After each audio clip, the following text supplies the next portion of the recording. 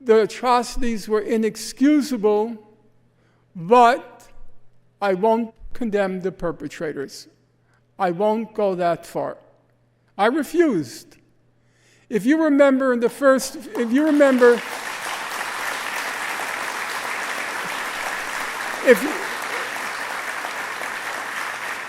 remember the first weeks and first months, it became a standard joke, as you know, on the web. Piers Morgan's question: do you condemn what Hamas did on October 7th? And one by one, everybody lined up and they began by saying yes. Go back and see what Mehdi Hassan said and all the rest. They all condemned it. And of course there were some people on the quote-unquote radical left who wouldn't condemn it, but those to me were mostly, you'll excuse me, posers and posturers. It wasn't people who had seriously confronted a hard moral problem, I believe. But when I came on, when I was on Piers Morgan the first time, I said, no, I won't go there.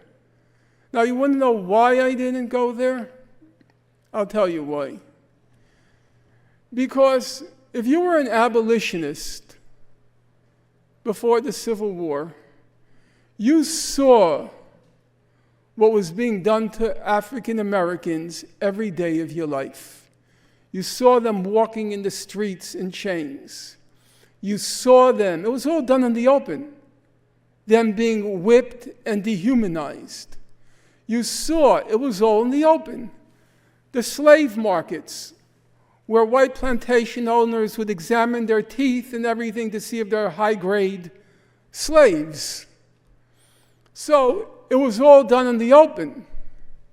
In the case of Gaza, it was done behind a wall.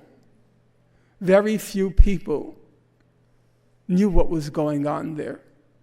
I dare say for probably at least 3/4 of this audience, they're surprised by a lot of what I had to describe this evening. Nobody knew. But I did know, because I had spent 15